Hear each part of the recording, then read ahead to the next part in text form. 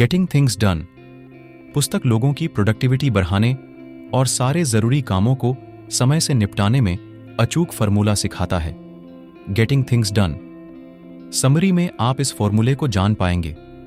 कई बार होता है हम सुबह से शाम तक काम करते रहते हैं, फिर भी जरूरी काम बाकी रह जाता है, जिससे फिर तनाव बढ़ता है। हम सोचते रहते हैं ऐसा क्या करें कि सारे जरूरी काम अच्छे से समय से निपटा लें और खुद को तनाव रहित और रिलैक्स कर पाएं। क्या ऐसा संभव है? तो जवाब है हाँ।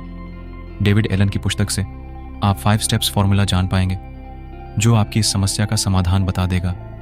हमारा दिमाग आइडिया सोचने के लिए बहुत अच्छा है और ये बना ही है आइडिया जनरेट करने के लिए, पर इन सब आइडियाज को स्टोर करके रखने से दिमाग पर दबाव पड़ने लगता है और फिर स्ट्रेस लेवल बढ़ता है। ऑथर कहते हैं हमें अपने दिमाग को शांत पानी की तरह रखना चाहिए, मतलब जितना इनपुट उतना ही आउटपुट। जब हम एक सरोवर में पत्थर फेंकते हैं तो कुछ बड़े छोटे पानी के बबल्स बनते हैं, उसके बाद पानी बिल्कुल शांत हो जाता है। और अगर फिर एक बड़ा पत्थर फेंके तो थोड़ा ज्यादा बबल्स बनता है, फिर थोड़ी देर में पानी शांत हो जाता है। वैसे ही हमारे दिमाग को होना चाहिए, जो काम है उसे करके खुद को रिलैक्स रखो, पर यह हो नहीं पाता। क्यों? जैसे एक कंप्यूटर में कई सारे प्रोग्राम्स खोल दिए जाए तो कंप्यूटर धीरे काम करने लगता है, और अगर और ज्यादा प्रोग्राम खोलते जाए बिना पहले प्रोग्राम्स को बंद किए तो अंत में कंप्यूटर हैंग हो जाएगा या क्रैश कर जाएगा। उसी तरह हमारे दिमाग के साथ होता है। दिन भर हम कितने काम और आइडियाज को सोचते रहते हैं और उलझे रहते हैं। इतना कुछ करने और सोचने में हम शाम तक थक जाते हैं और जरूरी कामों को ना निपटा पाते हैं और ना अच्छा कुछ कर पाते हैं।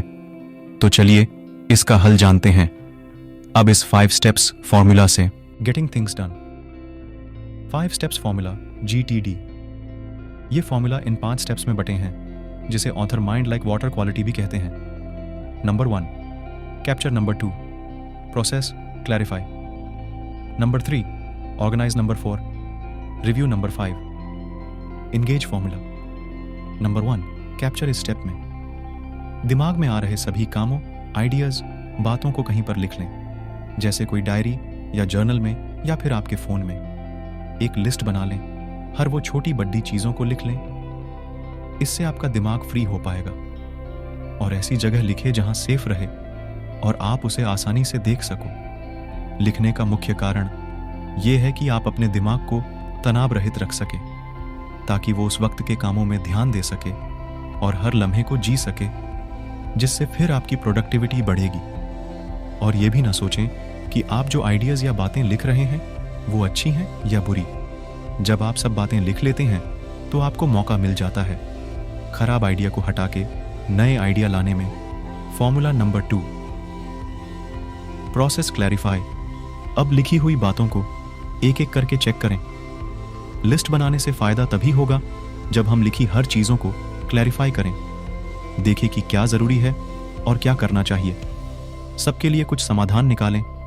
कुछ बातें बहुत जरूरी होंगे और कुछ बातें बिल्कुल बेकार की होगी। वो सबको चेक कर लें। अब उस लिस्ट को अलग अलग कैटेगरी में बांटना होगा, जिसे ऑर्गेनाइज स्टेप में समझेंगे। Formula number 3 organise. जो भी काम या आइडियाज आपने लिखा है उसकी लिस्ट को आप इनबॉक्स या बास्केट बोल सकते हैं। अब लिस्ट के आइटम के लिए एक्शन डिसाइड करना होगा। क्या वो एक्शनेबल है या नहीं है? अगर तुरंत एक्शनेबल नहीं है तो उन कामों को 3 कैटेगरी में डालना होगा। जो बिल्कुल जरूरी नहीं है उसे लिस्ट से निकाल दें, मतलब ट्रैश कर दें। फिर कुछ काम ऐसे होंगे जिसे कभी फुर्सत में करना चाहेंगे, जब कुछ पैसे आएंगे या फ्री टाइम मिला तो। इसीलिए उन आइडियाज और कामों को समडे लिस्ट में डाल दें। जैसे आपको कहीं घूमने जाना है या कोई बुक पढ़नी है तो आप उसे समडे या मे बी लिस्ट में डाल दें। और कुछ आइडियाज या जानकारी ऐसे होंगे जो ज़रूरी तो होंगे, पर तुरंत उस पे काम करना ज़रूरी नहीं है, जैसे कोई प्रोजेक्ट से जुड़े काम, तो आप उसे रेफरेंस लिस्ट में डाल दें, ताकि भविष्य आप इस लिस्ट का इस्तेमाल कर सकें और काम में लगा सकें। फॉर्मूला नंबर 4, रिव्यू ऑथर कहते हैं, लोग लिस्ट बना तो लेते हैं खासाओ और कामों अपने ज़रूरत और समय के हिसाब से अरेंज भी कर लेते हैं, पर गलती ये करते हैं कि वो अपने लिस्ट को रिव्यू नहीं करते। पर यह स्टेप बहुत ज़रूरी है। अगर आपको अपनी प्रोडक्टिविटी बढ़ानी है तो ये रिव्यू स्टेप ज़रूर लेनी चाहिए। कम से कम अपने लिस्ट को हफ्ते में एक बार ज़रूर चेक करें। लिस्ट बनाने के बाद अपने लिस्ट को एक बार रिव्यू कर लें। उससे आपको अपनी कामों को सही से ऑर्गेनाइज किया है या नहीं पता चलेगा। आप अपने हिसाब से लिस्ट को रिव्यू करो, जैसे दिन में एक बार या हफ्ते में एक बार। ऑथर कहते हैं हमें कम से कम हफ्ते एक बार तो रिव्यू करना ही चाहिए, नहीं तो हम अपने पुराने आदतों में वापस आ जाएंगे और यह सही नहीं होगा। Formula number 5, engage. ये आखिरी स्टेप है GTD फॉर्मूला का, पर इसे करना सबसे ज्यादा जरूरी है। लोग प्लानिंग कर लेते हैं पर काम को शुरू करने में टाल मटोल कर देते हैं। इसीलिए लिस्ट में अरेंज कामों को तुरंत करना शुरू कर दें। जो काम 2 मिनट में खत्म हो सकता है उसे तुरंत निपटा दें, और जो काम आपके प्रोजेक्ट लिस्ट या कैलेंडर लिस्ट में है उसे करना शुरू कर दें, ताकि डेडलाइन के अंदर आपके जरूरी काम खत्म हो सके और आप स्ट्रेस फ्री रह सके। काम के दौरान आपको और भी नए आइडियाज या काम आएंगे। आप उन नए आइडियाज या कामों को लिख लें आया और देखें कि एक्शनेबल है या नहीं। उसी हिसाब से अरेंज करके कैटेगराइज्ड कर दें।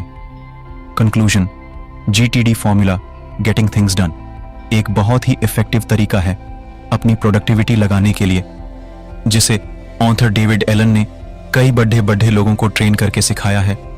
हाँ, सारे कामों को लिस्ट बनाने में समय तो लगता है, पर यही कुछ मिनट आपके दिन भर के कई घंटे बचा लेते हैं। अगर आप सुबह लिस्ट बना ना पाए तो आप एक दिन पहले रात को सोते समय लिस्ट बना लें। इससे आपको दूसरे दिन कई सारे बातें और आइडियाज को सोचना नहीं पड़ेगा, और आप जो भी काम हाथ में लेंगे उसे पूरा फोकस के साथ कर पाएंगे, बिना किसी काम को भूल जाने के चिंता के। आशा है आपको गेटिंग थिंग्स डन समरी से काफी कुछ सीखने को मिली होगी। पूरा समरी सुनने के लिए धन्यवाद। आप इस बुक को खरीद के और डिटेल में GTD फॉर्मूला को समझ सकते हैं। लिंक आपको नीचे डिस्क्रिप्शन में दिया गया है, आप वहां से इस बुक को खरीद सकते हैं। धन्यवाद दोस्तों, बहुत जल्दी मिलेंगे एक नई बुक समरी के साथ।